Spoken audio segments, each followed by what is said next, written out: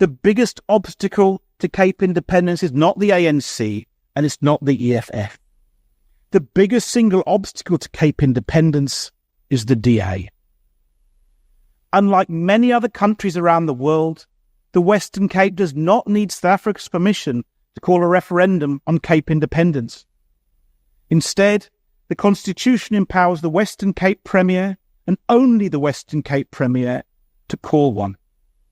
The DA can deliver Cape independence, but it's choosing not to. So guys, so that's a South African politician, and he's hell-bent on creating another apartheid state, which means they want to take the Western Cape as their own and do the same thing like what they do in Orania. If you don't know what the Orania is a white-owned place in South Africa where they only have whites living there, only works there. They're completely separated from the rest of South Africa. And they consider themselves to have their own banks, their own schools, so they don't mix with black people. Now they want to take this now on a bigger level. And this is why I say, I surprise me why the ANC party give the DA party any form of power in South Africa. Because once you give back white people power, they are going to segregate themselves and insulate themselves and then go back to the apartheid time. But take a listen to one of the only leaders in South Africa right now that I believe in 100%, and he's the one who is standing tall and saying what he's saying and do not back down from anyone. Take a listen. Boom. They want an exclusive area for white people. That's why they call for an independent Western Cape. I don't know why they can't take their bags and go to Orania or go to any place where it's exclusively white. There will never be an independent Western Cape. Western Cape is South Africa and South Africa is Western Cape, and it will never be a colony again. Not when we're still alive. Even when we are dead, those who come after us should know that this province belongs to South Africa and it will never be independent from South Africa. So there you have it. That's Julius Malema. He's always stand his ground when it comes down to this kind of talk. And you still have people saying, oh, we must black other Africans are coming into South Africa, and South Africans, we don't need Nigerians, and all this noise. Perfect example, Minister Gaito was one of those people who was saying, oh, South Africans, you're going to deport all of Africans.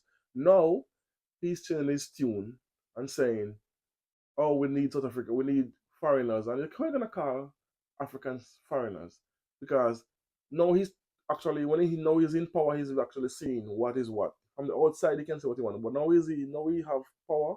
He's in the GNU government. He's now actually seeing what other African countries, people bring to South Africa. They're giving other people jobs. They're opening businesses. They're not coming to take. So Julius Malema is the only one who have been from the foundation stating, leave other African countries and we must get rid of the white power structure. And the DA party, because they do not have full power yet, they have partial power. This is the only reason they're not pushing for this referendum to have a Western Cape transform into a white-only area. Right now, they are going along to get along because now they have some power. They have some power. So they don't want to upset the order. They're just trying to use this now to fool the 6 million South Africans that voted for them. Imagine that 6 million South Africans, black people, or at least half of that voted for the DA party, and only 1.4 million people voted for the EFF party, who is for them. But yet you're gonna give power to this white power structure. The elites in the DA party funded the other 10 parties to go against the EFF party. That's why everyone was taking shots at Julius Malema. Anyway, let's bring it back. The minute they have more than 50% of power in South Africa, you're going to see the drastic change. And all those black people, those black South Africans who is voting for the EFF, no, my bad, I misspoke.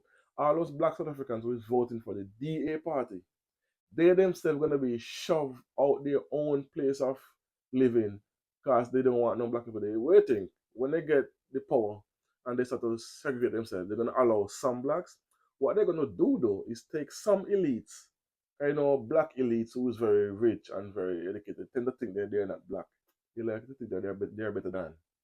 Because they get brainwashed and co-opted to believe we must keep those over there and you must stick with the white power structure. They're gonna be in for a rude awakening because what?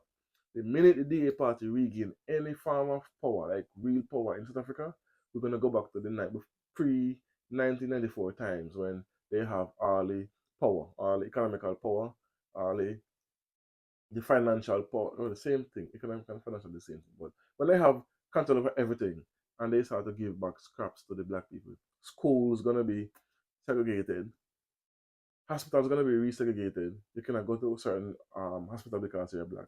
Schools, same thing. And you can only live in certain areas in South Africa. And this is the road they are going down. If the black South Africans who don't wake up and stop listening to the DA party, believing in they are for the black people in South Africa.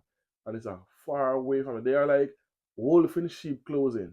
They're gonna stay in the pack and from now while they garner power, gain more power. And so when they have the power they need, black South Africans are gonna be in for a rude awakening if they do not stop this. And the ANC party is to blame because why in 1994 you get power. You have power since for the past 30 years. And you do everything against your own people, economically wise. Now you're re-engaging the DA party because you want to stay in power. I'm talking about President Ramaphosa. Because he want to stay in power, he re-engage and bring in the DA party in the government. Give them 7 ministers. And they get seven portfolio. Ministers, they get 7 portfolio, I think out of 30. But you see, they're going to do their best now to show themselves as the great white hope of South Africa.